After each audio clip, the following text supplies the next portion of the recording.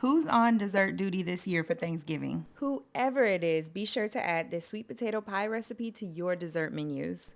It's definitely one of those recipes that we make year round, but this is the holiday season and this is a certified, just like Granny made it, sweet potato pie. And one of the best parts about this sweet potato pie recipe is how simple it is to make. We're talking super simple, y'all. Grab these ingredients. We have some sweet potatoes, some evaporated milk, sugar and spices, butter and eggs.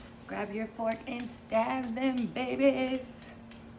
Poking holes all over the sweet potatoes allows that steam to escape while they're baking in the oven so that they don't explode everywhere. Once you get them all poked up, you're going to place them on a baking dish and you are going to bake them in the oven until they are soft and tender for about 20 minutes or so. Once the sweet potatoes are fork tender, take them out of the oven and you're going to scoop the flesh right out of the potatoes. Or as you can see here, I just peeled the skin off because they are that tender. You don't need any of the skin. We really just need that flesh. So the point is to remove all of the skin that you can and just get that sweet potato flesh out.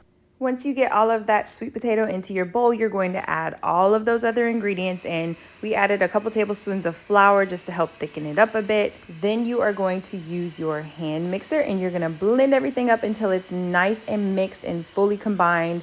You can definitely use a stand mixer if you have one. You can use a whisk if you don't have an electric mixer, or you can even add all of these ingredients to a blender and get everything nice and blended up until it is super smooth or as smooth as you like it. This is about the texture that you want your sweet potato pie to be.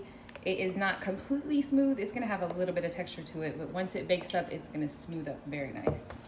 Now that we have the consistency that I like for my fluffy and tender sweet potato pie, we are going to put it into a pre-baked pie crust. And you can definitely make your pie crust from scratch, but you know I like everything nice and easy around here, so we went ahead and flash baked a pre-made pie crust. This is what it looks like when it's all done. It should have a little bit of wiggle and jiggle on it. It should not be too jiggly because that means it's not done. Let your pie set for about 10 to 15 minutes. Around here, we can hardly wait for it to set, but the point is you want it to cool down a little bit so that you can cut into it and it doesn't just fall apart. You should be able to cut into your pie with a butter knife or a pie spatula, and it should look something like this, y'all. Like I said, I love my pie to be super fluffy, super tender. I don't like a real dense, thick, hard as a rock sweet potato pie. I need mine to have a little bit of texture to it, so I don't blend it until it's super smooth and creamy.